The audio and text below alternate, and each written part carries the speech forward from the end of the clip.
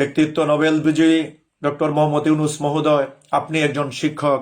আজকে কেন শত শত শিক্ষকদের আমাদের জোটের পক্ষ থেকে, সম্মিলিত জোটের পক্ষ থেকে, আমার ব্যক্তিগত পক্ষ থেকে এই ধরনের এখনো বদলি প্রক্রিয়ার জন্য তীব্র নিন্দা প্রতিবাদ জানাচ্ছি এবং এই বদলি প্রত্যাহার করার জন্য সম্মানিত মহাপরিচালক, আমাদের সচিব মহোদয়, উপদেষ্টা মহোদয়ের সদয় সুদৃষ্টি কামনা করছি।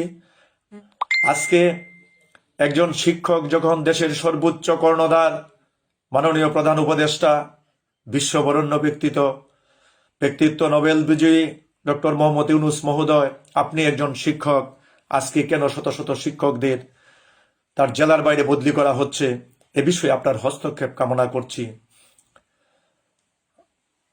এবং সুদৃঢ়ভাবে পরিষ্কার জানিয়ে দিচ্ছি যে আমাদের আন্দোলন নতুন মাত্রা পাচ্ছে এবং আগামী দিনে বিগত সময়ের চেয়ে আরো কঠিন আন্দোলনের ডাক আসছে।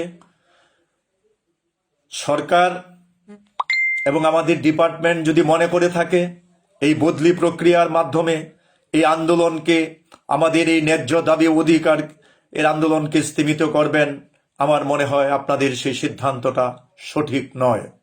কারণ আপনাদের এই বদলি প্রক্রিয়া, এই দমন পীড়ন যে নীতি আপনারা গ্রহণ করেছেন, সেই জন্য এই আন্দোলন আরো শক্তিশালী হবে, যার রূপ ইনশাল্লাহ আগামী দিনে আমরা সবাই মিলে আমরা ঐক্যবদ্ধ আছি সেটার প্রমাণ মাঠে ময়দানে রাখবো।